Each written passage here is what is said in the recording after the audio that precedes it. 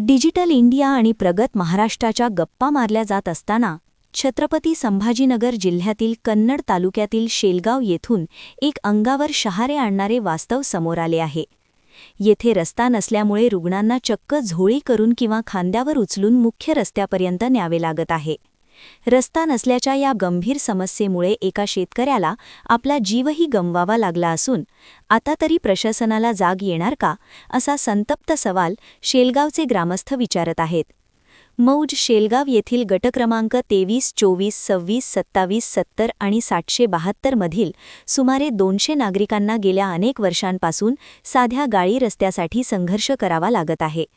स्थानिक ग्रामस्थ अफजल रमजान पटेल यांनी 2021 पासून प्रशासनाकडे गट क्रमांक 92, 93, 21, 22 आणि 79, 78, 71 च्या बांधावरून नवीन गाडी रस्ता मंजूर करण्याची मागणी केली आहे।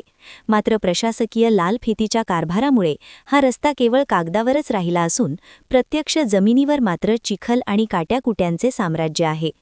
रस्त्याअभावी शेलगावातील परिस्थिती किती बिकट आहे याची काही विदारक दृश्ये NTV न्यूज मराठीच्या हाती लागली आहेत। यामध्ये तातडीच्या उपचारांची गरज असलेल्या रुग्णाला चक्क खांद्यावर उचलून नेण्याची वेळ ग्रामस्थांवर आली आहे। सुमारे 1 वर्षापूर्वी एका शेतकऱ्याला हृदयविकाराचा झटका आला होता, परंतु रस्ता नसल्याने त्यांना वेळेत दवाखान्यात पोहोचवता आले नाही आणि वाटेतच त्यांचा दुर्दैवी मृत्यू झाला। या घटनेने शेलगावकरांमध्ये प्रशासनाविरुद्ध प्रचंड रोष निर्माण झाला आहे। केवळ रुग्णच नव्हे तर येथील चिमुकल्या विद्यार्थ्यांचे शिक्षणही रस्त्याअभावी धोक्यात आले आहे। दररोज शाळेत जाण्यासाठी या मुलांना शेत बांधावरून आणि चिखलातून पायपीट करावी लागते। पावसाळ्यात तर ही परिस्थिती इतकी भयावह होते की अनेकदा मुलांना शाळेत जाणेही शक्य होत नाही। आम्हाला रस्ता द्या, आम्हाला शिकायचे आहे, अशी आर्त हाक येथील विद्यार्थ्यांनी प्रशासनाला दिली आहे। शेलगाव येथील नागरिकांनी आता प्रशासनाला निर्वाणीचा इशारा दिला आहे। जर तातडीने गाडी रस्ता उपलब्ध करून दिला नाही तर तीव्र आंदोलन छेडले जाईल असा पवित्रा ग्रामस्थांनी घेतला आहे। आता लोकप्रतिनिधी आणि प्रशासन या विदारक परिस्थितीची दखल घेणार की आणखी एखाद्या बळीची वाट पाहणार हे पाहणे महत्त्वाचे ठरेल। चंद्रकला हरी मनगटे, माझे मिस्टर मागच्या वर्षी त्याला हृदयाचा आजार होता, त्यामुळे त्याला दवाखान्याला गेले नाही, काही नाही, रात्रभर परेशान होते। आणि सकाळी 8 वाजता त्याचं निदान झालं तरी दवाखान्यात आम्हाला रस्ता असतात, आम्ही दवाखान्यात नेलं असतं तर ते वाचू शकले असते। आम्ही दवाखान्यात नेलं नाही तर आमचं काहीच झालं नाही, आम्हाला काय फायदा झाला। इथली आम्ही 50 माणसाची वस्ती आहे आमच्यावाली, आम्हाला रस्ता नाही, आमची रस्त्याची अडचण आहे। एखादं मेलं तरी कोणाला अंत्यविधीला सुद्धा लवकर येता येत नाही, बाहेरगावच्या माणसाला काही नाही। आमचा पूर्वीचा रस्ता होता, 25 वर्षापासून आम्ही वापरत होतो, गाडी बैलाने येत होतो, ट्रॅक्टर सुद्धा येत होते आमच्यावाले। पण आता 7-8 वर्षे झाले तसं आमच्याकडे काहीच वाहन सुद्धा येत नाही, काही नाही, यंत्र येत नाही पेरायचे, काही नाही। आम्ही बैल मोगड्यानं पेरतो आणि असं हे करतो, आम्हाला माला न्यायची सुद्धा अडचण आहे, डोक्यावर माला न्यावं लागत्या, आम्हाला काहीच येत नाही लगी।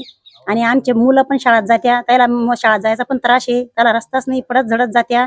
काही मुलं बाहेर गावाला शाळेत टाकले आम्ही, इथं शाळेत जायला रस्ताच नाही तर मग काय करणार आहे आम्ही। तर आम्हाला रस्ताच पाहिजे, आम्हाला रस्ता द्यायला पाहिजे सरकारनं।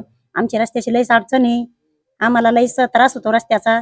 म्हातारे कोतारी माणसं आहे, त्यांना पण नेता येत नाही, दवाखान्यात काही नाही, डॉक्टर पण येत नाही, इथंच कुडून कुडून मराची बारी आली आम्हाला। 2-3 माणसं आता पण आमच्या आजारी ज्यादा, त्याला नेता येत नाही, काही नाही, डॉक्टर सुद्धा येत नाही, काय करावं आम्ही। आम्हाला काहीच चाळच नाही, आम्हाला काही ना काही सरकारनं रस्त्याचा कार्यक्रमाचं करून द्या, रस्त्याचं करून द्या, आम्हाला जातेच येत नाही, आमच्या रस्त्याची लईच अडचण आहे। मी फकीरराव विनायक मनगटे, शेलगाव, राहणार शेलगाव, तालुका कन्नड, जिल्हा छत्रपती संभाजीनगर। आम्ही जवळजवळ 25-30 वर्षाहून रहिवासी असून आम्हाला रस्त्याचा अडचण असल्यामुळं आम्ही तहसीलदार साहेबाकडे कंप्लेंट केली। तहसीलदार साहेबांनी करून आम्हाला रस्ता मंजूर करून दिला, कलेक्टर साहेबांनी दिला, तर SDM साहेबांनी दिला, पण आजपर्यंत आम्हाला रस्ता मोकळा करून भेटला नाही। आम्ही वारंवार खेट्या मारून परेशान झालो, थकून गेलो। किती 1000 फूट आहे येतो, 1000 फूट लांबीचा रस्ता असून आम्हाला रस्ता मोकळा करून मिळावा ही प्रशासनाला विनंती करतो मी। किती शेतकरी आहे तुम्ही? आम्ही कमीत कमी 100 ते 150 शेतकरी या रस्त्यानं राहतो। वस्ती आहे, 2 वस्त्या आहे, उच्चदाडी आणि फकीरवाडी। आमच्या मागण्या पूर्ण नाही झाल्या तर आम्ही 19 तारखेला उपोषणाला, अमरण उपोषणाला बसतोय। प्रशासनाने याची दखल घ्यावी काय सांगा ही विनंती. तुम्हाला जे कलेक्टर आहेत त्यांचा पण तुम्हाला निर्णय आलेला आहे, आदेश आलेला आहे की तुमचा हा रस्ता मोकळा करून देण्यात यावा, तरी सुद्धा का दखल घेतली जाते?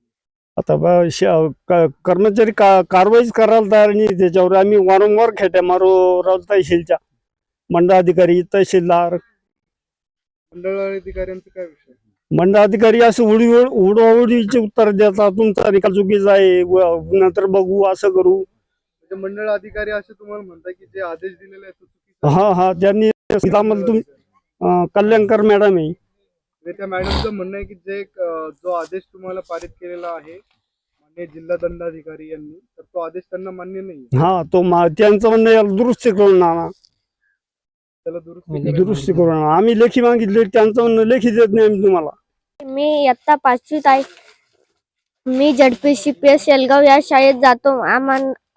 आम्हाला जायला रस्ता नाहीये. इथे खूप 15 दिवस पावसाळ्यात जाता येत नाही, कारण आम्हाला रस्ता नाही, खूप अडचण होते.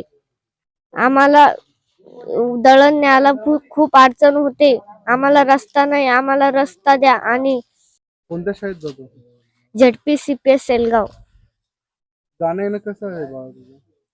खूप पाय भरतात, कारण रस्ता खूप अडचणी खूप पडतो आम्ही ना, खूप लागतं. किती दिवसापासून जाय करतो? 7-8 वर्षापासून. तुझं वय किती आहे? 10. माझे नाव मोहम्मद झकी नासिर पटेल. मी जिल्हा परिषद प्राथमिक शाळा या शाळेत शिकतो. मला लई रस्ता नाहीये. आम्ही चिखलात जातो, पडत झडत जातो. मनगटे, राहणार शेलगाव, तालुका कन्नड, जिल्हा छत्रपती संभाजीनगर. मी शेलगाव इथं उच्चदडी म्हणून एक वस्ती आहे, तिथं रहिवाशी आहे. तर माझं असं मत आहे की आम्हाला सुरुवातीपासून समजा 25 वर्षापासून अगोदर आमचे आई वडील असेल त्यांना हा प्रॉब्लेम नव्हता रस्त्याचा.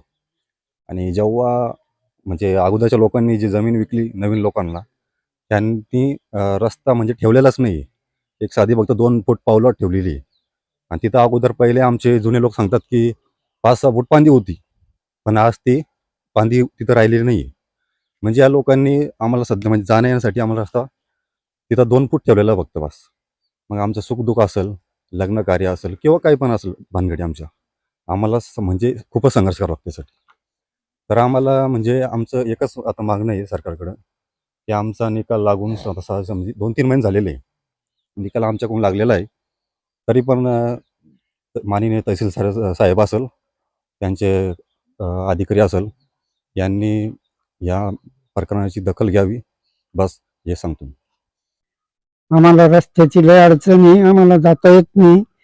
पूर्वी जात होतो, शेजाऱ्यानं रस्ते बंद केले. आमचे पांढरी होती तिथपर्यंत, आमचे रस्ते बंद झाले. आम्हाला जायची एवढी अडचण आहे. कोणी बिमार झालं तर इथे मरायचं काम आहे, पण जाता नाही येत. इथून डॉक्टर येतच नाही, इथं डॉक्टरला यायला दवाखान्यात. प्रतिनिधी रवींद्र खरात, NTV न्यूज मराठी, छत्रपती संभाजीनगर.